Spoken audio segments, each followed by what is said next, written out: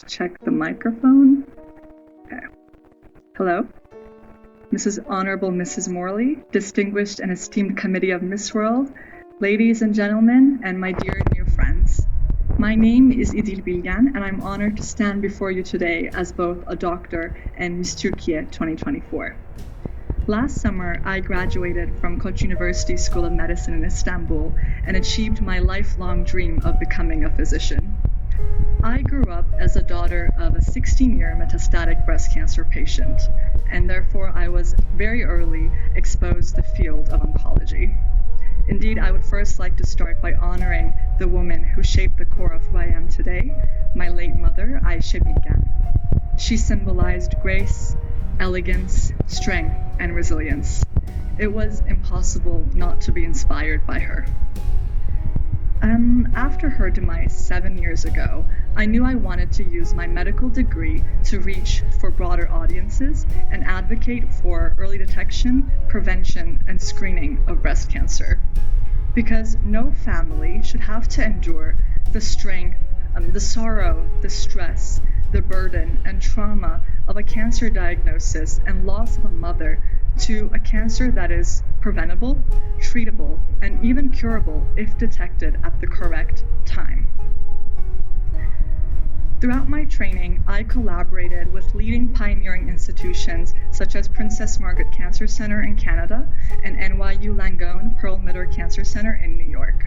And there I conducted research with breast cancer surgeons and radiation oncologists, where recently, for the past few years, I've been presenting our findings and publications at international conferences. Before moving to Istanbul, I actually had the privilege of a very diverse upbringing, growing up in various cities across the world. Amid the constant change in my life, one thing never changed, and that was my unwavering dedication to medicine, academic research, and advocacy for women's health. I would like to emphasize the profound role that oncologists play in the lives of their patients. We become companions for both their struggles and their victories, and that is why I am in the field of oncology. As a female physician, I am committed to advancing women's health. 2 preventable diseases continue to remain the top causes of cancer-related deaths in women worldwide. What are they? Yes, indeed, they are breast and cervical cancers. In this age of innovation, we have a remarkable opportunity before us to prevent and intervene before harm is done. Early detection and prevention are no longer distant ideals. They are within reach. As physicians, our mission is clear: the health and well-being of our patients. But let me ask you, are we here just to treat, or are we here to protect, to prevent, and guide? To answer this question, I moved to Kyiv, Ukraine in December 2024 of this year, at a time when the country was at its 3rd year of war. I saw women shouldering the burden of home and homeland. Women roles doubled, responsibilities grew.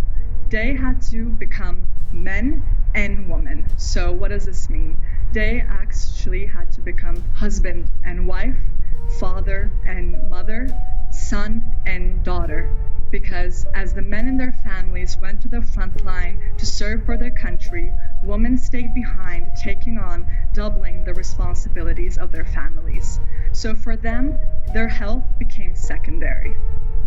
In Kyiv, I partnered with Madame Tetiana Sibia, the esteemed spouse of His Excellency, the Ukrainian Foreign Minister, and the head of the Ukrainian Diplomatic Spouse Association.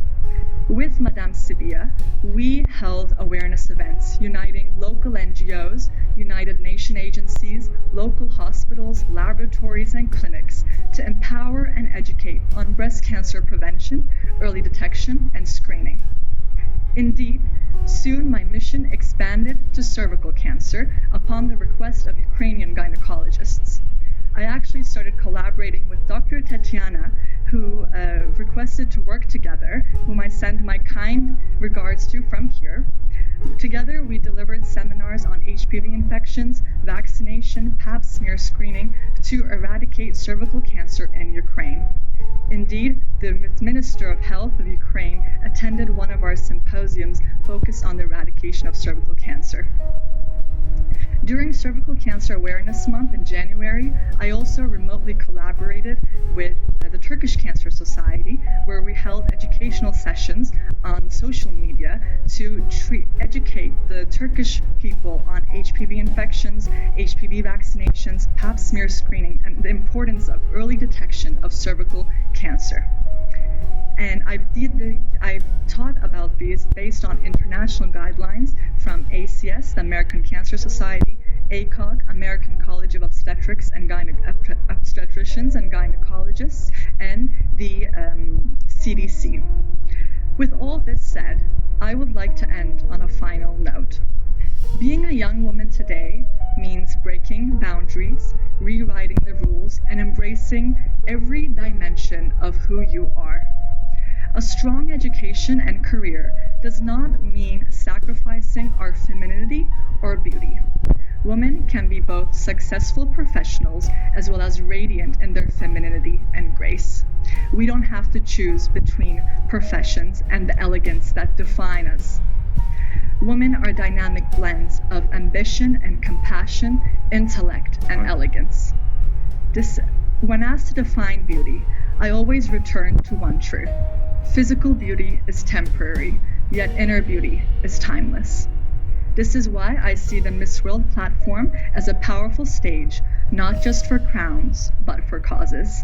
Thank you for your time and attention. Thank you, Turkey.